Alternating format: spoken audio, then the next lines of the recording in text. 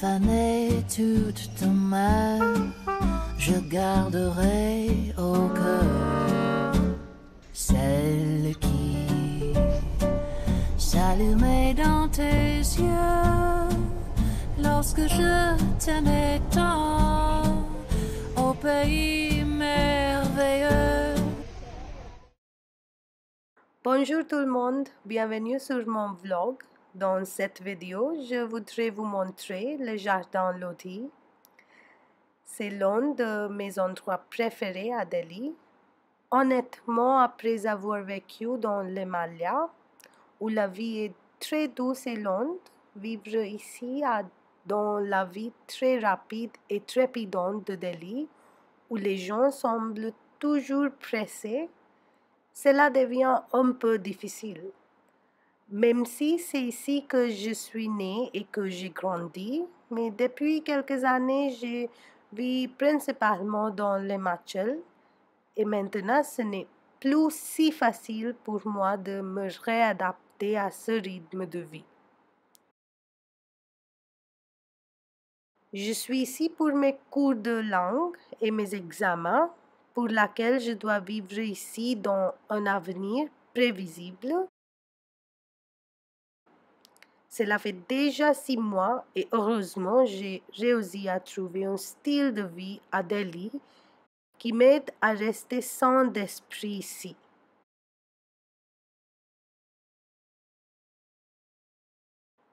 Et comme la partie la plus importante de ce style de vie est ce jardin loti, c'est la raison pour laquelle je voudrais dédier cette vidéo à ce bel endroit. Et donc voilà, on y va le voir.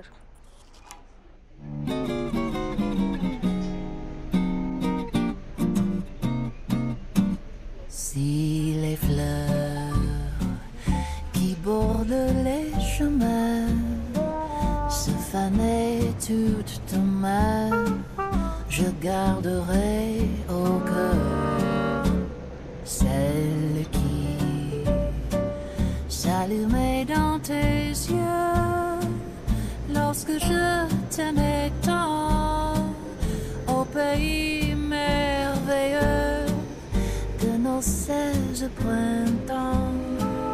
Petite fleur d'amour, tu fleuriras toujours pour moi. Donc, chaque matin, j'essaye de me réveiller très tôt.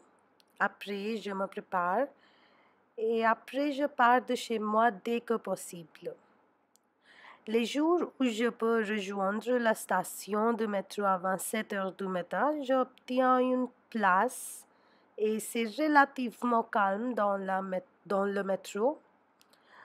J'attends le métro Khan Market en environ 45 minutes ou 1 heure. Pendant ce temps, j'écoute un livre d'audio.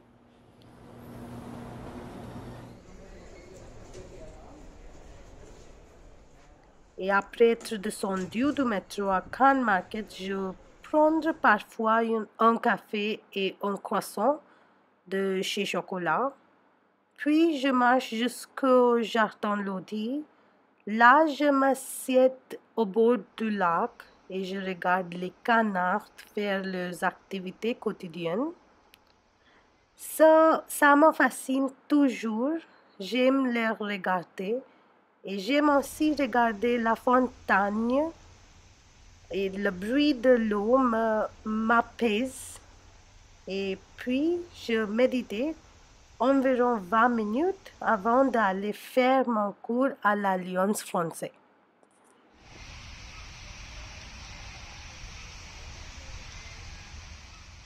Et maintenant, je voudrais partager avec vous un petit extrait de mes propres séances de méditation.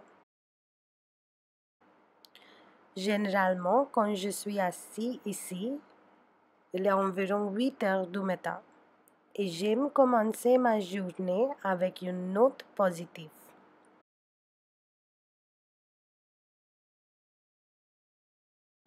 Et pour moi, Parfois, je crois que mon corps il retient ma tristesse, même quand mon esprit l'a abandonné. Donc, ce que je fais ici, c'est rappeler à chaque partie de mon corps de lâcher tout ce à quoi je pourrais m'accrocher inconsciemment. Et je me concentre sur chaque partie et je la laisse pour laisser partir la douleur et la laisser entrer l'amour et la joie. À partir de mes orteils jusqu'à ma tête.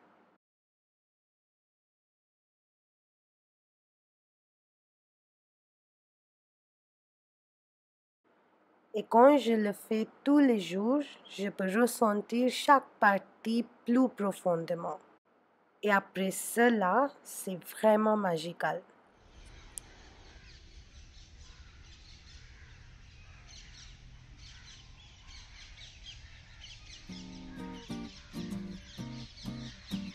Si les fleurs qui bordent les chemins se fanaient toutes demain, je garderai au cœur.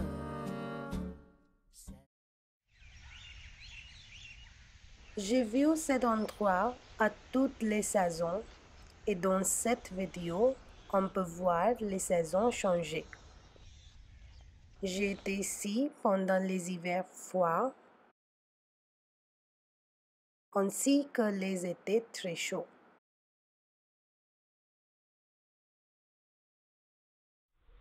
J'ai passé du temps ici seul, également avec mes amis. Je me suis fait des souvenirs ici, ainsi que de nombreux nouveaux amis. L'un est ici, cette beauté gigantesque.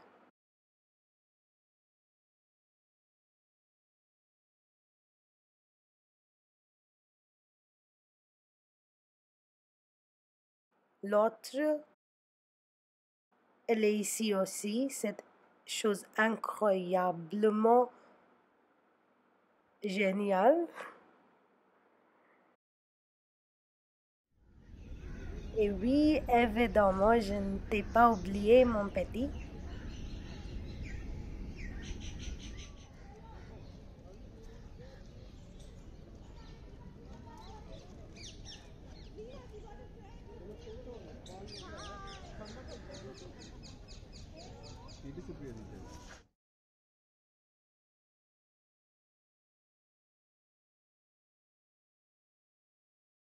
Lorsque je t'aimais tant, au pays merveilleux de nos 16 printemps, petite fleur d'amour, tu fleuriras toujours pour moi.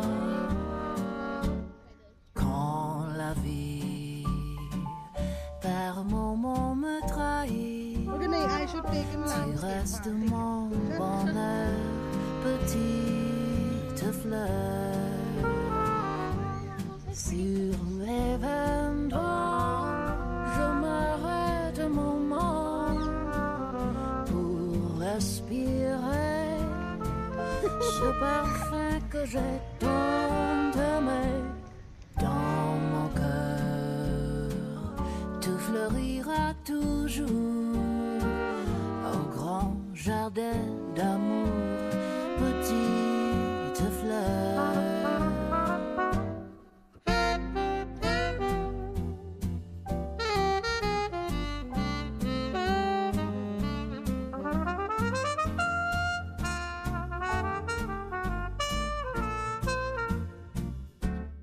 Dans mon cœur, tu fleuriras toujours au grand jardin d'amour, petite fleur.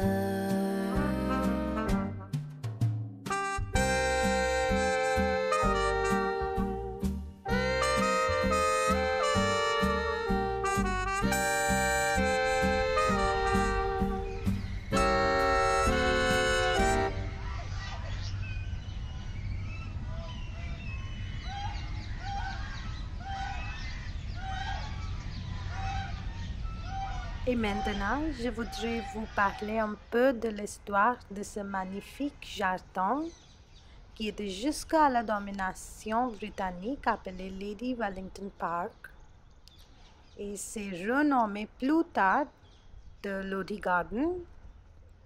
Ce jardin, parmi toutes les autres choses magnifiques qu'il contient également l'histoire de diverses dynasties, nous ramenant à la fin de la dynastie Tughlaq et jusqu'au début de la dynastie Moghole. Cette montagne russe historique se compose des dynasties Tughlaq, Sayyid, Lodi et Mughal et aussi une contribution de l'ère des Britanniques. Tout d'abord, je voudrais vous montrer ici la tombe de Mohammed Shah Sayyid. Il était un roi de la dynastie Sayyid et il régna en Inde de 1440 à 1461 pour 37 ans, marquant le fin de l'ère Tughlaq. Donc, c'est le seul monument conservé de cette dynastie ici en Inde. Il y a là-bas, dans cet monument, une architecture indo-islamique qu'on peut voir ici dans ce monument. La tombe de ce monument est structurée comme un lotus inspiré de l'hindouisme et le dôme principal représente le soleil et les 8 autres représentent les différentes planètes. La décoration lumineuse sur les murs montre la distinction de l'ère de Tughlaq, car dans la dynastie ou dans l'ère de Tughlaq, les décorations étaient interdites. Et maintenant, ici, on peut voir que la roi, elle était entrée avec beaucoup d'autres membres de sa famille.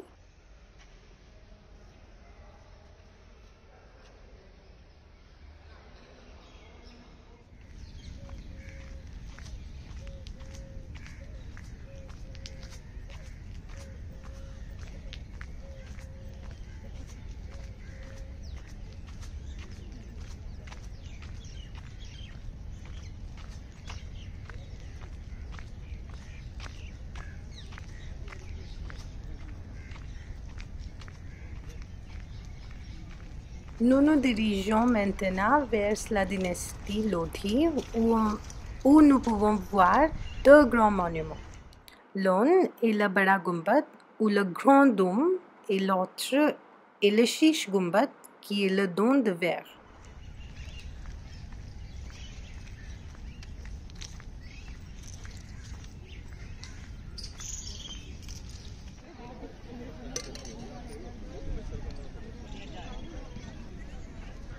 Le Bada Gumbad est la grande porte qui mène à une mosquée sur le côté gauche et sur le côté droit, il se trouve le Mehman Khana ou le guest house en anglais.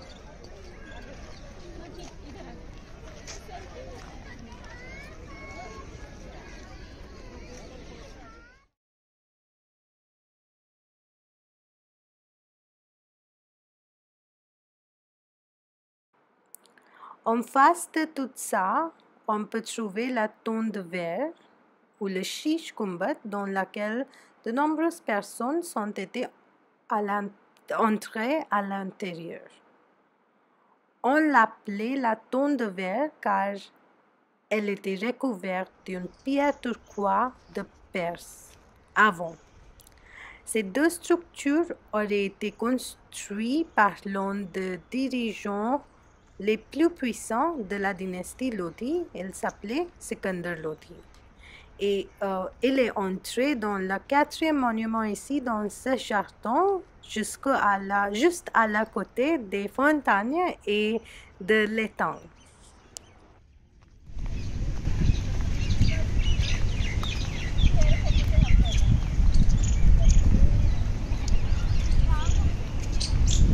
Et maintenant, on va voir la tombe de Sikandar Lodi qui est la première tombe de jardin en Inde.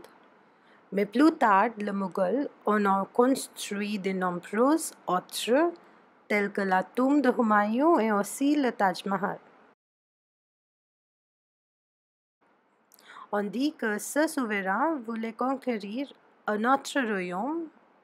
À Gwalior, c'est un endroit à côté de Agra, et pour lequel il déplaça sa capitale à Agra et y mourut à sa poursuite. Mais a été entré ici dans ce monument, ce qui était magnifiquement construit pour lui. Son fils, Ibrahim Lodi, était le roi le plus faible. On dit qu'il a été vaincu par Babur par son attaque par les canons nouvellement trouvés à cette époque, à la bataille de Panipat. Et le pont juste à face de sa tombe a été construit par les Mughals, connu sous le nom de Khairpur Kapul, c'est-à-dire le poule de Khairpur, car il y a un village avant nommé Khairpur, situé ici dans le jardin de Lodi. Et c'est tout pour mon vlog sur le jardin de Lodi, et j'espère que vous avez passé un bon temps, et au revoir, à bientôt. Pour respirer ce parfum que j'ai tant aimé dans mon cœur, tout fleurira toujours au grand jardin d'amour.